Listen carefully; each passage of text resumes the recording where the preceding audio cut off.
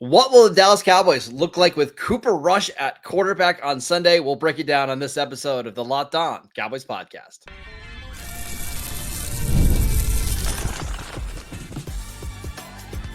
You are Locked On Cowboys, your daily Dallas Cowboys podcast.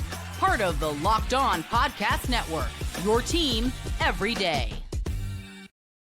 Welcome back to the Locked On Cowboys podcast, part of the Locked On Podcast Network, your team every day. We'd like to thank you for making us your first listen of the day. This episode is brought to you by LinkedIn.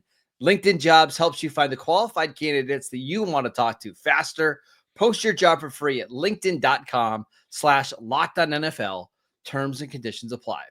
Welcome back. I am your host, Marcus Mosher. You can follow me on Twitter at Marcus_Mosher. Joining me today, as always, is Landon McCool. You can follow him on Twitter at McCoolBCB. On today's show, we are previewing the Week 10 matchup between the Philadelphia Eagles and the Dallas Cowboys. But Landon, rather than just break this game down by how do the Cowboys win it, let's do some big picture stuff, because obviously with the Cowboys sitting at 3-5, and now with Dak Prescott likely to miss, what do you want to say, a majority of the rest of the season, I think we had to start changing our expectations and how we view this game. So when we start on offense, what are you looking forward to watching in this game? I think first and foremost, I mean, even if Dak wasn't injured, I think considering all the things that you just mentioned, right? The record, the way that the season is kind of trending as it stands right now, I think my eyes are still first and foremost going to the offensive line, because to me, that's something that we need to see, the kind of continued improvement to, start building towards what you hope is next year, right? Where you're getting the experience, you're getting opportunity, you're seasoning these young players, you're creating continuity along the offensive line, which is a huge issue that the Cowboys have had over these last few years. And I think, there's lots of things that are not positive that's going to happen about the rest of the season, but the opportunity for these young players to gain experience, but also gain experience with each other and create that continuity, that's something that will actually serve them well going into the 2025 season. So I think, to me, that's the number one thing. The most important thing is seeing this offensive line congeal, seeing the young players grow, and seeing them start to take steps in, especially the run game, where it's the coordination is a little bit more timing based. We haven't quite seen it as much. We started to see it the last few weeks. I'd love to see them continue to take more and more steps along those lines, because I do think that is something that, the positivity of that could bleed into next season. Yeah. And I think it's going to be harder to run the ball because you're just not going to have the threat of a deep passing attack. Not that you have one anyways, but I doubt that the Eagles are going to respect the passing game as much without Dak Prescott. But you're right. Like, if they could show over the next 6, 7, 8 games that the offensive line starting to come together and that they have something on the ground, I think we would be very encouraged going into 2025. So I'm with you there. As for the passing game, I just wanted to point out really quick, Landon, CeeDee Lamb had a quote today that I thought was really encouraging, not just for this week, but long-term. I'm going to read you the quote. This is CeeDee Lamb on playing hurt in Week 10. I'm not just out there for me. It's a lot of people I'm taking care of, and it's a lot of people that I want to go out there and inspire. I know somebody out there paid their last dollar to come watch me play. I'm going to be out there for them. That's the mentality you need in not only your number one receiver, but a leader on this team. I don't think anybody would blame CeeDee Lamb if he sat out this game with a shoulder injury without his starting quarterback. But that quote alone makes me feel good about their long-term outlook, because they have the right guy in place. Yeah, absolutely. I mean, that's what a guy who is still young, but understands, the importance of his role on this team and his important role on in other people's lives, like he's actually, an integral part on other people, continued livelihoods, right? Like jobs get lost over these losses and a lack of performance. So I'm glad to see that he takes that seriously. He takes that responsibility seriously. And again, like, that's the kind of mentality you have to be to get to that wide receiver one role, right? You have to understand that it's on your shoulders, embrace that, enjoy that, and then work hard to make it worth it. That make you worthy of that responsibility. I also want to see Jalen Tolbert continue to step up. I think this is a favorable matchup for him against some of the young corners of Philadelphia. I don't know if Darius Slay is going to play in this game, but they are going to be starting 2 rookies in Quinyon Mitchell and Cooper DeJean. Tolbert's had an up and down season, mostly up, right? I think he's certainly a lot better this year than he did in the 2 years of his career. But this is another game where I would like to see him be effective. And if he can be efficient and effective with Cooper Rush at quarterback, going to be pretty excited about his potential moving forward as well. Yeah, and listen, I think the other thing that we've seen so far with Cooper Rush is that there's going to be a lot of other younger down roster players that are going to be involved because that's who Cooper feels comfortable with. I wouldn't be surprised to see guys like, I think Tolbert will be fine because he as well a lot of experience with Cooper Rush, but I wouldn't be surprised to see more of Jalen Brooks, right? And more of these guys who have a lot more familiarity with Cooper Rush because they've worked with him on the second and third team. So I do expect to see Tolbert to continue to kind of to work out a little bit, but I also expect to see guys like Brooks, guys who are maybe a little bit down on the roster, also getting some more looks, just simply because Cooper Rush is very comfortable throwing to those guys. Luke Schoonmaker. I don't know what's going on with there, man. We haven't talked about this at all, but Luke Schoonmaker's played 3 combined offensive snaps over the last 2 weeks. Linda Wells. Did you see the Schoonmaker quote? I mean, the Schoonmaker quote, the quote from Brian Schottenheimer. About the whole situation. Basically, he needs to be more consistent, right? And confident. And Brevin Spanford is playing over him, which it's surprising to me. Let's talk about the quarterbacks really quickly. Cooper Rush and Trey Lance. First and foremost, do you think Trey Lance gets into this game? Yeah. I'm not sure.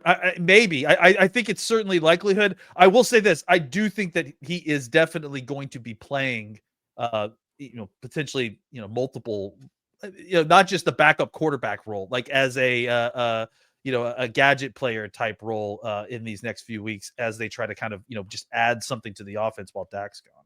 I wouldn't be surprised if we see him more in the red zone, like running some read option stuff. I'd love him in the red zone. Like, I think that makes a lot of sense. And especially for a team that frankly has, with Dak has struggled to score in the red zone, having Trey Lance in there maybe adds an element that you didn't have. Now, the downside of that is that Trey Lance's issue is accuracy. And in the red zone, you've got to be accurate because everything's compressed. But obviously his legs kind of help open things up a little bit. So it'll be interesting to see what they do.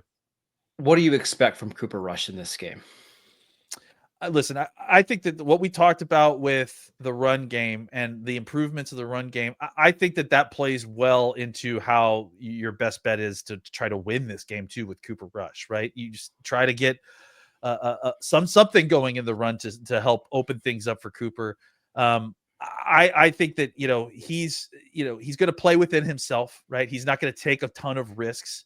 And that may play well against this Eagles defense, right? Like that may play well against the kind of style of defense this defensive coordinator likes to use. He's going to want to keep everything in front of him. They're going to play a lot of cover too, and if it's about being patient and being accurate short, it'll be fine. I mean, that's something that Cooper Rush can do. So I do think that it's this week's matchup in which you're not going to be asking the quarterback to push the ball down the field in order to win the game. That's, again, a good matchup for what Cooper Rush wants to do. Yeah, I think, once we get into some of these other, matchups in other weeks, it may be more difficult for him. You know what's going to be frustrating and exciting to see at the same time is I'll bet that we see more pre-snap motion, more trickery from the Cowboys offense this week because they're going to have to, right? Like, I don't see Cooper Rush being the type of quarterback that can put together these 12, 13 play drives, score, 70 yards and score in the red zone. Like, they're probably going to have to find a way to create some explosive plays, and we'll see if it works. We'll see if it doesn't. But I think there are going to be a lot of Cowboy fans wondering, okay, why didn't we run this offense when Dak Prescott was under center? Because we've seen this in the past with Cooper Rush. Like the offense changes, and sometimes it's a little bit more quarterback friendly, and that hasn't always been the case with Dak under center. And if that is the case, we'll have to start questioning whether this is a Dak preference thing at a certain point, right? Because if the coaching staff is willing to do this with Cooper Rush, I'm assuming that they would be willing to do it with Dak Prescott, but they're not for a certain reason. And it may be that Dak doesn't like those things. Here's going to be a telltale sign is if the deep comeback routes are just out of the playbook this week, right? Because I think Dak likes throwing some of these comeback routes on third and down. If we don't see them at all this week, that might be a sign. Yeah, those 8-yard curls are Dak's favorite, and I think it comes back from being a guy who grew up in the Linehan offense. So, I do agree. I think one thing that's going to be interesting to watch this week is how is the offense being called differently between the two. Correct. All right, let's talk about the defense and Micah Parsons returning to the lineup. That'll be fun. What other things are we looking forward to seeing on that unit? We will get to that next. This episode is brought to you by Arena Club. For most of us that like collecting cards like me, I love card collecting. The idea of spending $2 or more grand on a single card just isn't in the cards. I love collecting, but there's no way I can convince my wife to let me spend $2,000 on a Patrick Mahomes or CJ Stroud rookie card. But thanks to slab packs from arenaclub.com, now it's possible to score gem mint 10s for a fraction of their retail price. Every card that I just listed was hit from a pack on Arena Club slab pack drops. Arena Club is the only repack that provides a real value, a complete view of all possible cards, and clear hit rates for each one. I've used Arena Club several times. I just hit another Jahmyr Gibbs numbered Gem Mint 10 PSA. Absolutely fantastic. I can't tell you how great it is. They are revolutionizing the repack game with transparency. After you pull your cards, they're going to be immediately placed in your showrooms for safekeeping. You can sell them, you can trade them, you can auction them off. It's absolutely fantastic. Right now, you can get 10% off your first slab pack or card purchase by going to arenaclub.com/lockedonnfl and use promo code lockedonnfl. That is arenaclub.com/lockedonnfl. Use promo code lockedonnfl for 10% off your first purchase. This episode is brought to you by Hims. Guys, listen, we know our sex life is important, but our schedule is so busy. You don't have the time to go to the doctor's office to get treated for ED, but through Hims, you can get a personalized ED treatment without ever stepping foot outside of your door. Hims is changing men's healthcare by providing you access to affordable sexual health treatments from the comfort of your couch. The process is 100% online, so there's no need for those uncomfortable doctor's visits. No insurance is needed, and one low price covers everything from treatments to ongoing care. And with hundreds of thousands of trusted subscribers, Hims can help you find the ED option that works best for you. Start your free online visit today at hims.com/lockedon. That is HIMS.com/lockedon for your personalized ED treatment options. hims.com/lockedon. The products mentioned are chewable compound products, which are not approved by or verified for safety or effectiveness by the FDA. Prescriptions require an online consultation with a healthcare provider who will determine if appropriate. Restrictions apply. See website for detail and important safety information. Subscription required. Prices vary based on product and subscription plan. Welcome back to the Locked On Cowboys podcast. We are previewing the Week 10 matchup between the Philadelphia Eagles and the Dallas Cowboys. Later, let's talk about the Cowboys defense, which has been a disaster this year. Now, they do get Micah Parsons back. Yeah. What are we expecting from Micah here in his first game since the injury? I mean, I think we have to kind of temper our expectations. I mean, he hasn't played in, what is it now, almost 5-6 weeks? Is it? Yeah, 6 weeks. So yeah, like I think it's going to be interesting to see exactly which, what kind of version of Micah we get. I would anticipate, a reduced capacity Micah, as he kind of continues to work back from that situation. The good news is that he may be playing against a compromised offensive line, especially at left tackle. I think Fred Johnson is going to play, who is the current backup to Jordan Mailata, who's out. But even Fred Johnson himself is injured. He did have a full day of practice, or at least a limited day of practice yesterday. But he has been limited with a knee situation. So maybe Micah, will be able to kind of continue to take advantage of that situation because both of those guys are compromised. But ultimately, I think you and I have talked about this. I think Micah comes back and he really, really helps the pass rush. But the pass rush isn't necessarily the biggest problem on this defense. No. The problem on this defense is going to be fully exposed on first and second down against the Eagles, and that's running the football or an inability to stop down. No, probably all of it. That's the real problem. And the reason I bring up first and second down is because, as mentioned by Gino on the crossover, the Eagles are number one, I think, in first down efficiency. So, and that's due to an incredible grinding run game. And that's the area in which the Cowboys have struggled the most on defense. So I think that Micah certainly comes in, helps you as in the pass rush. I hope that he can help in some ways in the run game. I think, setting the edge, certainly. He'll do better than what they've had. But yeah, I mean, he's not playing defensive tackle. He's not playing nose tackle. And those guys are going to prepare to run all over this, get guys to the second level. And I have a feeling that they probably are going to have some success. Yeah, I mean, I would expect the Cowboys to ease him into this. Like, I mean, even Micah said the other day, like his lungs are hurting after practice because he just hasn't worked out that hard because of the ankle injury. Like you can't run on that ankle. So he's not going to be playing 95% of the offensive snaps. But I do think there are some situations you get into a 3rd and 7, he can give you enough juice, whether it's rushing against Lane Johnson, rushing against Fred Johnson, going maybe blitzing from the A gap. He at least gives you some hope that you can create a pass rush without having to blitz. And maybe we see some of the other players who have been playing without Micah step up, right? Maybe Chauncey Golston gets more opportunities. Oso Digizua, I thought, has played better in the last couple of weeks. Yep. Maybe this is a game that he thrives because he's just seeing fewer and fewer double teams. So again, we'll see how much of a difference it makes, but I'm sure at least having Micah Parsons out there is going to take a lot of the attention away from all of these other players. Yeah, certainly. And I think that, again, like at the very least, what you could do is, maybe you still continue to struggle on first and second down, but when you do get to those third downs, your third down situation is even more potent, right? Because now you have Micah back. It gives you more opportunities. I mean, frankly, it's been bad, even against Atlanta, like the Cowboys defense got way more stops than we anticipated, right? They did. And let's be clear, like the Eagles have a lot of talent, but they also have a talent at kind of shooting themselves in the foot, which, for Cowboys fans should seem familiar. So if the Cowboys can find a way to, take advantage of a boneheaded play call or a bad, which they should know the offensive coordinator very well at the same time, right? Yes, exactly. First time they're going up against Kellen Moore as an Eagle head coach. Now they went up against him last year when he was with the Chargers, fared pretty well in that one as well.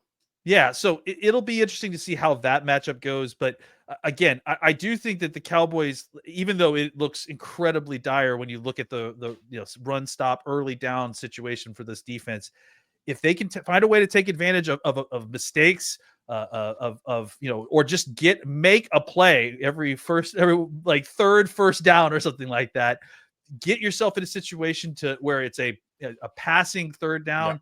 And then just hope that you can get a spark from Micah Parsons. Maybe he can create a turnover, a form fumble. You've got to find a way to create more possessions for this. I mean, offense, if you're trying to win the game. And look, even if you're not, I think you are trying to win the game. But even like if you don't win the game, I just want to see the defense have some more teeth to it. I understand that the end, Yeah, exactly. I just think that the injuries have obviously built up and they have had a pretty serious, undeniable effect on this team.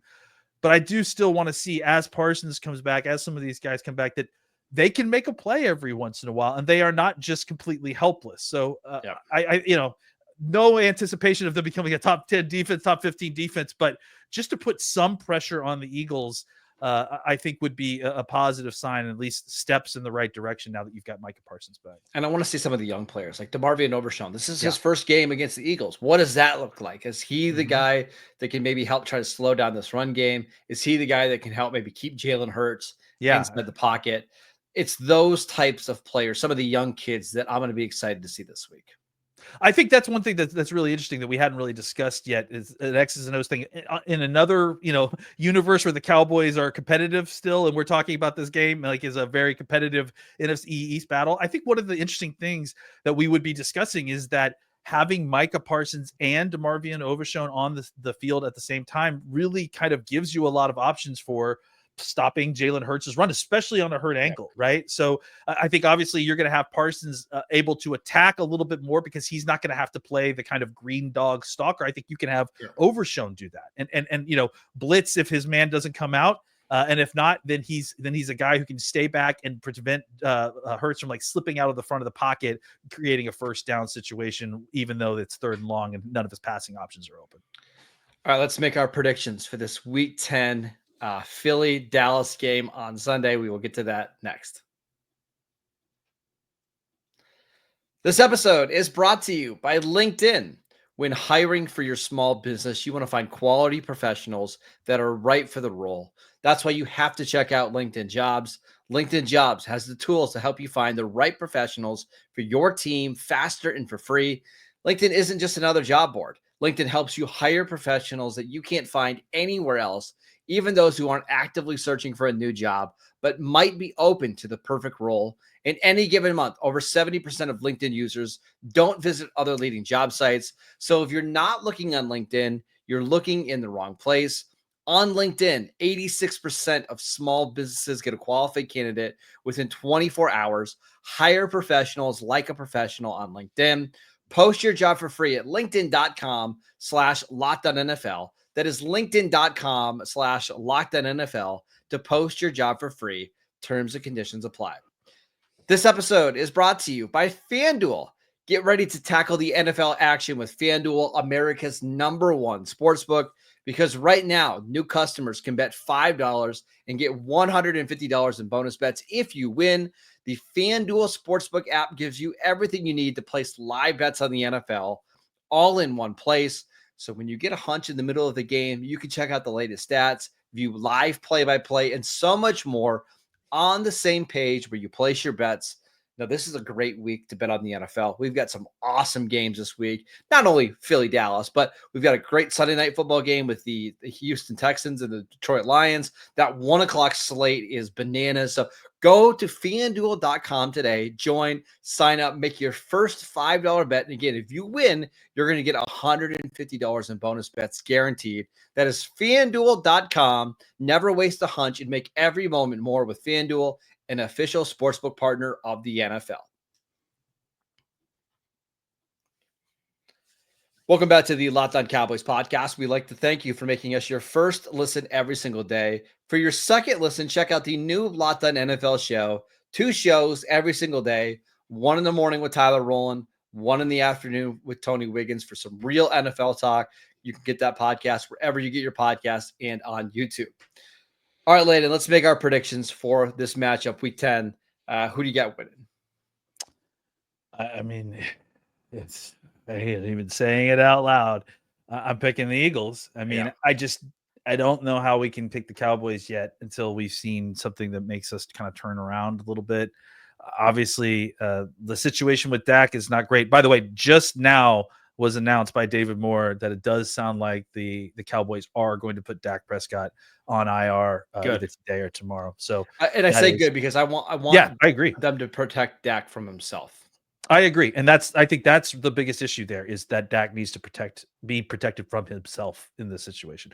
But back to the prediction, I think the amount of advantage that the Eagles have on first down on offense against this defense, we talked a lot about obviously in this show. I think that's going to be extremely difficult to overcome. The Cowboys haven't really shown an ability to overcome it really by themselves. With San Francisco and Atlanta, in both situations, it felt like Atlanta and San Francisco were shooting themselves in the foot and not, making execution errors and penalties, that sort of thing. And that opened the door for the Cowboys. I kind of feel like that's still going to be required. They're going to need to have the ball bounce their way to kind of be in this game. But I just think that the gravity of the difference in talent in the middle of the interior of the Dallas defense versus what the Eagles have on the interior of their offensive line It's too much. And I think it's going to make for a very difficult game for the Cowboys defense to be constantly chasing a team that they hope to get into third down, that they may not get into third down. That's the real issue, is that's how Dallas is going to have to try to get teams off the field is to get them into third down and then scheme them off. And I don't think that they can do that against a team like the Eagles. So I'm going to pick the Eagles. I don't think it's going to be particularly close. I think that the Cowboys will make it close at the end of the game. So I think it'll end up something like, I don't know, 35-28, but I don't imagine that it's probably a late touchdown, and most of the game they're sitting right at 21 points while the Eagles are just trying to get out of the game by the third quarter.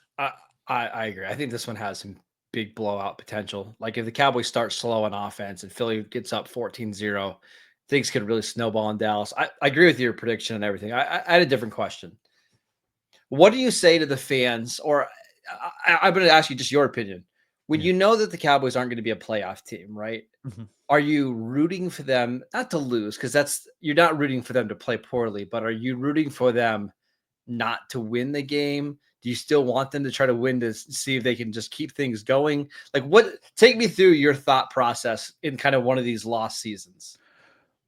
For me personally, this is just me. I just extract winning from the goal of watching the game. If the Cowboys win, I'm happy with it because I like the Cowboys to win. That's what I want to happen all the time. I understand how the draft works, obviously. Yeah. So I view it kind of like, and I think this is something I've heard other folks do, and I think you might do this too, where it's almost like when you bet against the Cowboys, right? Where it's like a hedge, it's just a way to kind of protect yourself a little bit. I just basically watch these Cowboys games now as almost a neutral observer, right? Yeah. It's like, that's where I'm not rooting for them to lose, but I'm not emotionally invested in them winning, right? Well, like, and that's the part for me that sucks the most, is when the games lose juice, right? And I think this is what I was trying to say on Twitter the other day. Maybe it came out poorly, but like for me, there's nothing worse as a Cowboy fan when the games just feel like they don't matter. Right. Matter. And not that this game doesn't matter, because these guys are playing for their livelihood. They're playing for contracts. But you know what I mean? Like in the end, we're Cowboys fans. We want to play for championship. It may not have happened the last 30 years, right? But that's still ultimately what we want to play for. And when we're not in that, it takes away some of the emotion of the game. So I'll be with you. But you're almost watching this the way that I would like watch a prospect when I'm scouting for the draft, right? I'm just watching to see like, hey, which guys are playing well, which guys aren't. Here's the adjustments. It's a totally different way of watching football, and I got to admit, it's not as much fun, but it's kind of the way where we're at right now with this 3-5 Dallas Cowboy team.